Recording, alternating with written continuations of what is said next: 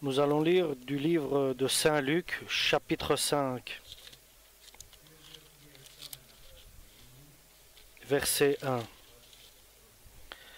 Un jour, Jésus se tenait au bord du lac de Génézareth, et la foule se pressait autour de lui pour écouter la parole de Dieu. Il vit 2 barques près de la rive. Les pêcheurs en étaient descendus et lavaient leurs filets. Jésus monta dans l'une des barques qui appartenait à Simon et le pria de s'éloigner d'un peu du bord. Jésus s'assit dans la barque et se mit à donner son enseignement à la foule. Quand il eut fini de parler, il dit à Simon, « Avance plus loin, là où l'eau est plus profonde, puis toi et tes compagnons, jetez vos filets pour pêcher. » Simon lui répondit, « Maître, nous avons peiné toute la nuit sans rien prendre, mais puisque tu me dis de le faire, je jetterai les filets. » Ils les jetèrent donc et prirent une si grande quantité de poissons que leurs filets commençaient à se déchirer. Ils firent alors signe à leurs compagnons qui étaient dans d'autres barques de venir les aider. Ceux-ci vinrent et ensemble ils remplirent les 2 barques de tant de poissons qu'elles enfonçaient dans l'eau. Quand Simon-Pierre vit cela, il se mit à genoux devant Jésus et dit, « Éloigne-toi de moi, Seigneur, car je suis un homme pécheur. » Simon, comme tous ceux qui étaient avec lui, était en effet saisi de crainte à cause de la grande quantité de poissons qu'ils avaient pris. Il en était de même des compagnons de Simon, qui étaient Jacques et Jean, les fils de Zébédée. Mais Jésus dit à Simon, « N'aie pas peur, désormais ce sont... »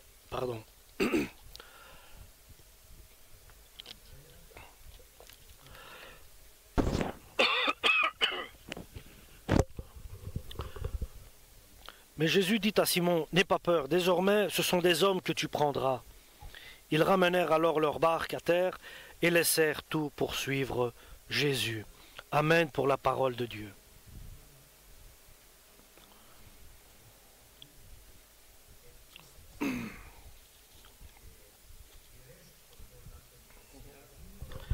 Les gens qui vivaient autour de Jésus aimaient s'approcher de lui. Ils s'approchaient de lui et se plaisaient d'écouter sa parole. Mais parmi eux, il y avait Jean le Baptiste qui a recommandé Jésus, qui a montré, désigné Jésus qui était celui qui devait arriver. Et nous savons que Jésus est allé vers Jean le Baptiste pour être baptisé à l'eau dans le Jourdain. Il a accompli la volonté du Père. Et selon qu'il a accompli la justice de son Père, Dieu a confessé, a témoigné. Et ils ont entendu la voix du Père qui a dit, « Voici mon Fils bien-aimé en qui j'ai toute mon affection. » Il était là au Jourdain. Et Jean le Baptiste a entendu cela. Et le Saint-Esprit est venu sur Jésus en forme de colombe. Et Jean le Baptiste a vu tout cela. Et Jean le savait, car Dieu lui avait dit que lorsque tu verras le Saint-Esprit descendre sur celui-là, sera celui qui doit venir. Et Jean a dit, j'ai vu et j'ai témoigné. Et tout cela, bien sûr, André l'a vu. Il était un disciple de Jean le Baptiste. Et il a vu cette scène. Il a parlé à son frère Pierre. Il a dit, nous avons trouvé le Messie, qui est le Christ, celui qui est au un. Et il a amené Pierre vers Jésus. Donc son frère André a amené Pierre vers Jésus. Et Jésus a vu Pierre, a dit sur Pierre, « Toi tu t'appelles Pierre, c'est-à-dire de la paille, mais dorénavant, je t'appellerai Roc, Pierre. Il lui a parlé que dorénavant, tu t'appelleras plus Simon, car Simon signifie de l'herbe, de la paille. Et maintenant, tu t'appelleras Pierre, le roc. Et Simon et André, ils étaient frères, et ils étaient pêcheurs. Et donc, à un moment bien précis, et pendant, il y avait beaucoup de personnes, une grande foule suivait Jésus. À un moment, il s'est retrouvé sur le lac de Génézareth. Et là se trouvait Simon, le fils de Jonas, avec André dans la barque. Ils étaient de retour. Toute la nuit, ils ont peiné pour pêcher, mais ils n'ont rien pris. Et à côté, il y avait aussi d'autres bateaux. L'un d'eux était à Jean et à Jacques, qui étaient frères aussi. Et Jésus voulait annoncer la bonne nouvelle. Et il a demandé à Pierre s'il peut monter, utiliser sa barque et l'éloigner un peu du bord pour qu'il puisse de là enseigner la foule qui était là en grand nombre et qui se bousculait. Et de là, il a annoncé la bonne nouvelle, il s'est mis debout, il a parlé à la foule. Il est resté là, et lorsqu'il a terminé sa prédication, il a dit à Simon, « Maintenant, Pierre, tu peux aller dans les eaux plus profondes, plus loin, et tu vas pour pêcher. » Et Pierre a répondu à Jésus, « Mais Seigneur, toute la nuit, nous avons peiné pour essayer de pêcher des poissons, mais nous n'avons rien pris. Mais parce que tu me le demandes et tu me le dis, je vais aller et je vais de nouveau jeter les filets dans la mer, dans l'eau. » Et bien sûr, la journée, nous savons, les pêcheurs le savent, que c'est le soir qu'ils attrapent les poissons dans le filet. Mais il obéit, il va obéir à la parole de Jésus. Je vais m'exécuter. Et puisqu'il a obéi à la parole de Jésus et il est retourné dans les eaux profondes et il a jeté de nouveau les filets, bien sûr, les filets ont été défaits et jetés dans l'eau en pleine journée, et il était sceptique. Mais il a accompli la volonté de Dieu, de Jésus. Si nous écoutons la parole de Jésus, nous verrons les résultats. Obéissons à Jésus. Il est retourné dans les eaux profondes, suivant la parole de Jésus. Et les filets étaient remplis de poissons. Et le filet commençait à se déchirer. Et ils ont fait un signe à ses compagnons dans d'autres barques de venir pour remplir, pour vider les poissons. Il a demandé de l'aide aux autres barques, car il y avait trop de poissons. Et il faut bien sûr empêcher que le filet se déchire et mettre les poissons dans d'autres barques. Il y avait Pierre, qui s'appelait Simon, qui veut dire de la paille, mais lorsqu'il a pris la décision de faire ce que Jésus demandait, il a accompli. Et il a vu les résultats. Et Jésus lui a dit, toi tu t'appelles Simon, mais moi je t'appellerai Pierre, le roc. Et nous voyons que Simon est devenu Pierre le roc.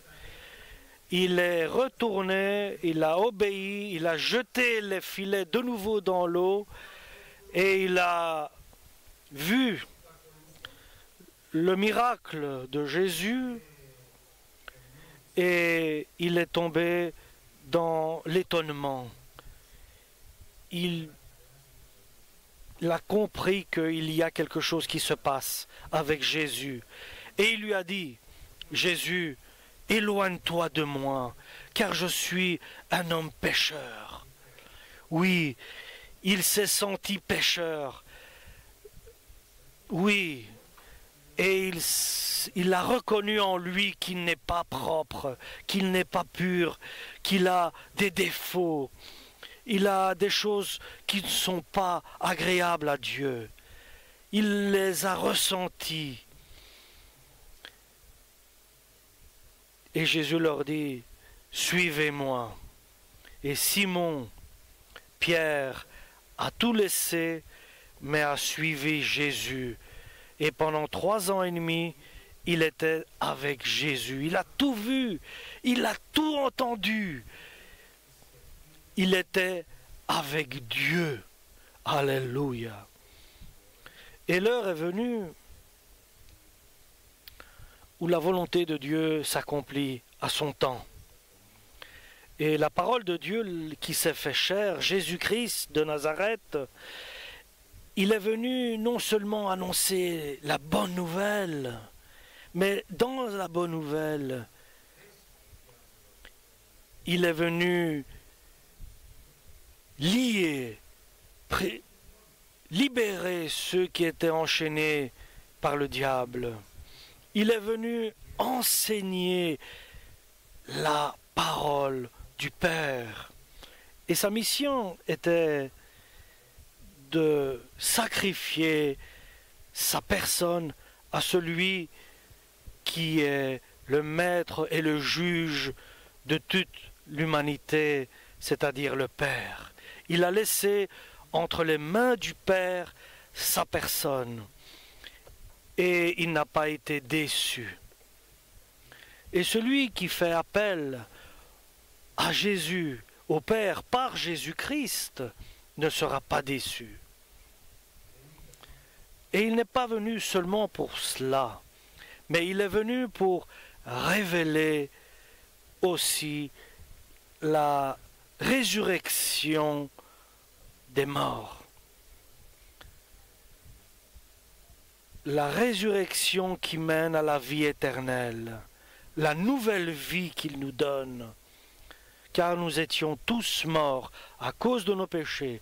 Et grâce à sa résurrection, nous sommes métamorphosés en quelque chose d'immortel, d'éternel avec lui. Notre âme n'ira pas en enfer, loin de Dieu, mais ira avec Dieu, dans la lumière, dans la voie que lui a tracée.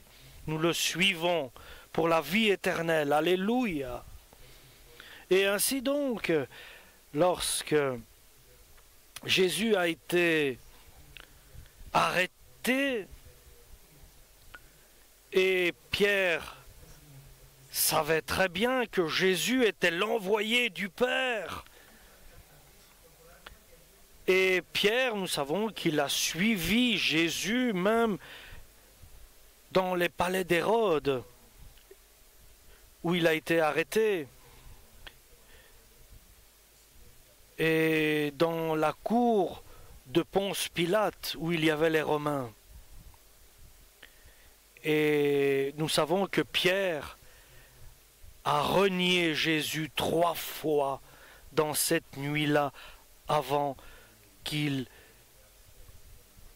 puisse comprendre et réaliser qu'il avait menti.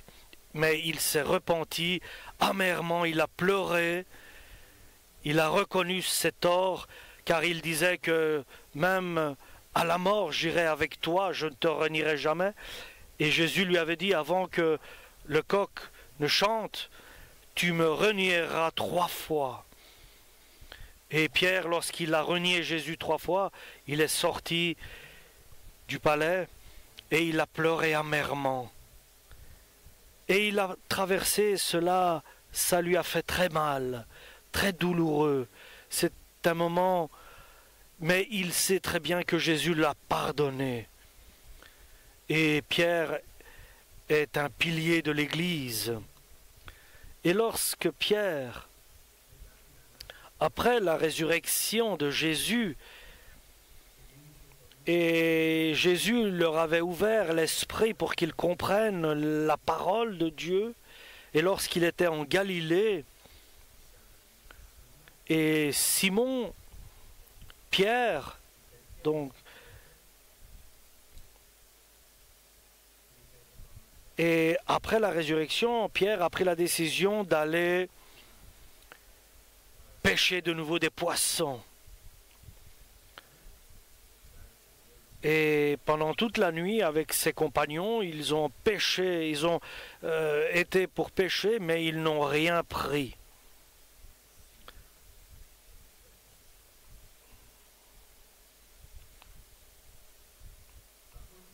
Et il entend une voix le matin, au matin, pardon, et Jésus était au bord, sur le rivage, et leur dit, « Enfants, est-ce que vous avez quelque chose à manger? Vous avez pris quelque chose ?»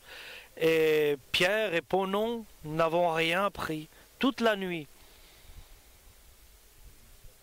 Et Jésus leur dit, « Jetez vos filets de l'autre côté de la barque, et vous obtiendrez des poissons. »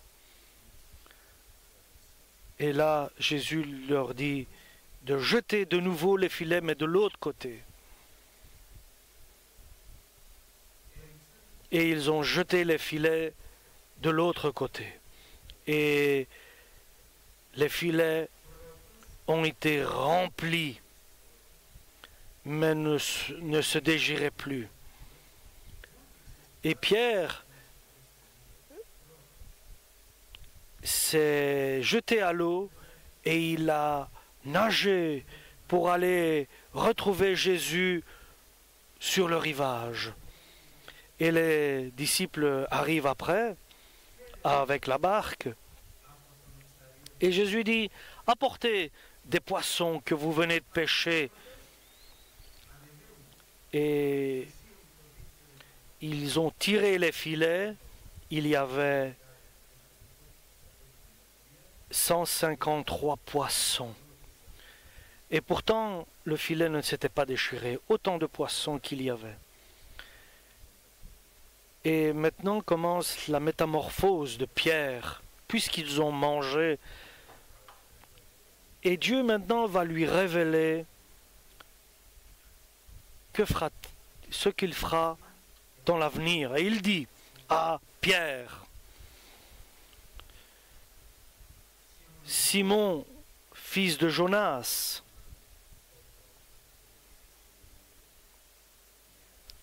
est-ce que tu m'aimes plus que tout cela?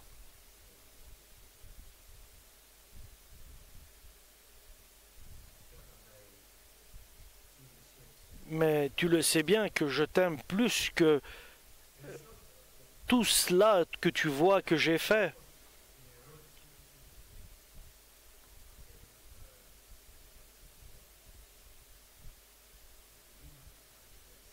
Puisque tu m'aimes plus que tout ça, la pêche et ton travail, alors occupe-toi de paître mes brebis.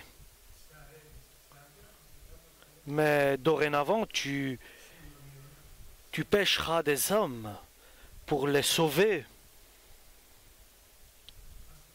Laisse la pêche et deviens un pasteur. Alléluia! Et paie mes brebis. Mais pour que tu fasses cela, tu dois m'aimer plus que ton travail, plus que ton métier, ton côté professionnel. Tu dois m'aimer plus que tout cela. Tu dois me mettre premier. Chers frères et sœurs, nous devons arriver à ce que Jésus a dit à Pierre. Est-ce que tu m'aimes plus que tout ce que tu fais extérieurement à la spiritualité? Et deuxième fois, Jésus pose la question. Simon, fils de Jonas, est-ce que tu m'aimes plus que tout cela? Et Simon, fils de Jonas, répond, toi tu sais bien que je t'aime, Seigneur. Puisque tu m'aimes, dit Jésus, puisque tu m'aimes, sans regarder à gauche ni à droite, si aimé, tu ne m'aimes que moi, plus que les autres, plus que tout autre chose, paie mes agneaux. Sois leur pasteur. Et pour la troisième fois, il lui demande, Simon, fils de Jonas, m'aimes-tu? Et Pierre était triste à cause que Jésus lui demandait 3 fois est-ce qu'il aime. Il a eu de la peine. Il s'est senti mal à l'aise. 3 fois, il me demande si je l'aime. 3e fois.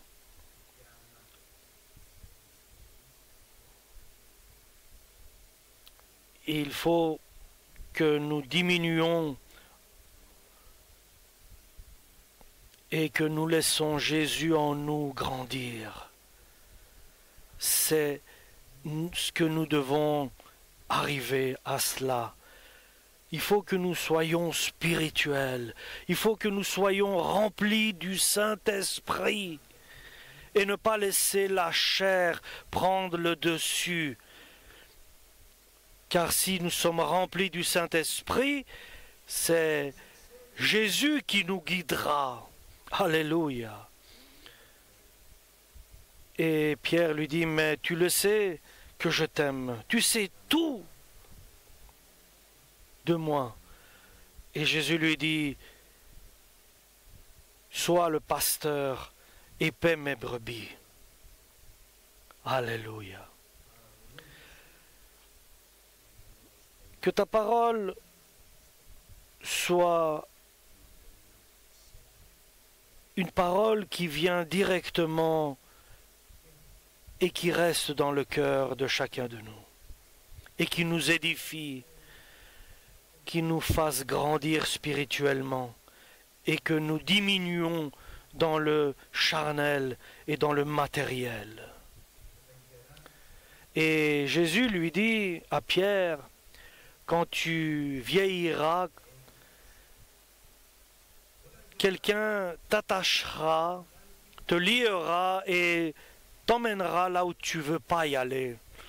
Donc il sera prisonnier, il sera mis en prison, il sera attaché et mis en prison. Et ainsi,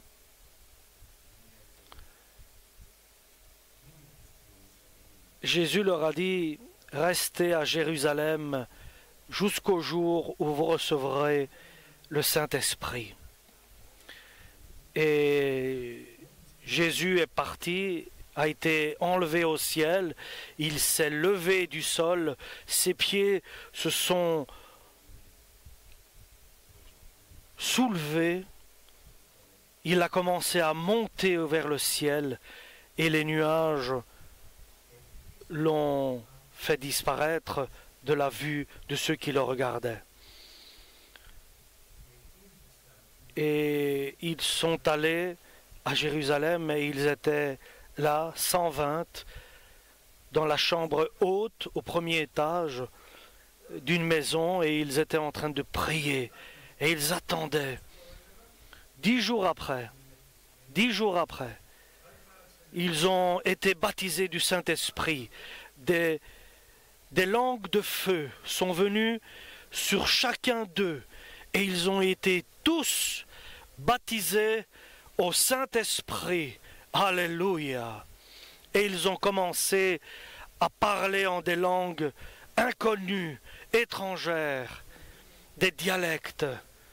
Alléluia.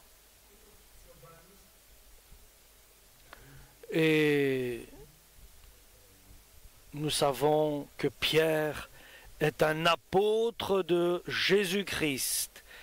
Le Simon est mort et est ressuscité, le Pierre, le roc. Alléluia.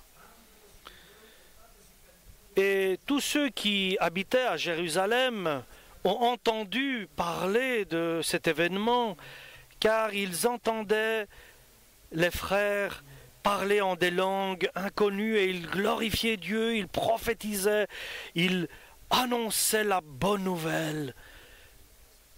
Alléluia. Et Jésus était avec eux. Et Pierre a fait sa première prédication, son sermon. Et il leur a annoncé Jésus-Christ.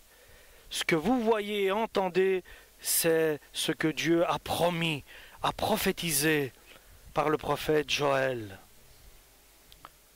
Et ils étaient remplis du Saint-Esprit. Il y avait en eux le Père, le Fils et le Saint-Esprit qui vivaient en eux, qui étaient venus cohabiter avec eux dans leur corps. Alléluia!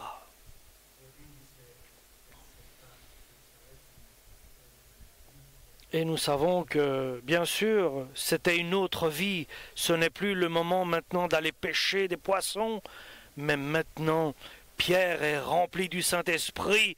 Il peut aller annoncer la bonne nouvelle. Il est un apôtre de Dieu, de Jésus. Il a la renaissance. Il a le Saint-Esprit en lui.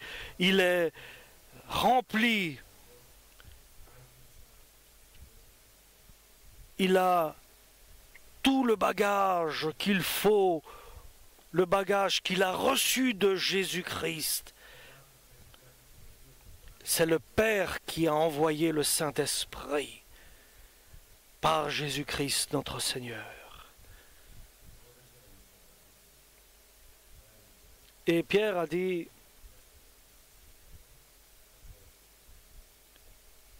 que nous devons aller demander à Jésus pour nos soucis et ce que nous traversons. Et il a la solution.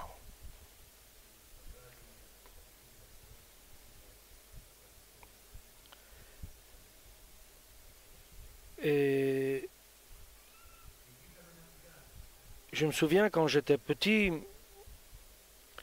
Dieu m'a montré que j'étais jeune et nous avions un puits à la maison et par ce puits nous tirions de l'eau, nous donnons à boire et nous lavions.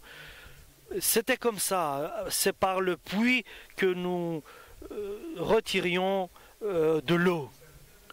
Nous étions abreuvés. Et bien sûr, c'était un puits que nous fermions le soir pour pas que quelqu'un ne tombe dedans et que des saletés tombent dedans. Et je me souviens, je regardais, cette eau il y avait beaucoup d'eau. Parce que l'été, il y avait moins d'eau, mais l'hiver, il y avait plus d'eau dans le puits. Et l'eau était sale. Il y avait des déchets, il y avait du bois, des morceaux de bois. Il y avait une épaisseur de saleté. Et mon cœur s'est attristé. J'étais triste en voyant cette vision. Et j'ai pris un seau pour vider. Et je jetais le seau, mais j'arrivais pas à nettoyer le puits. Et j'ai levé mes mains vers le ciel et j'ai dit, Seigneur, purifie, je t'en prie, purifie ce puits qui est sale. Et j'entends un bruit de l'eau comme cela, et je regarde, je voyais l'eau qui montait. Et j'ai vu cette eau qui montait, et montait. Elle est montée tout en haut, elle a débordé, et le puits était purifié. Et tous les déchets sont partis du puits. En une seconde, tout le puits s'est libéré. Maintenant, j'ai compris.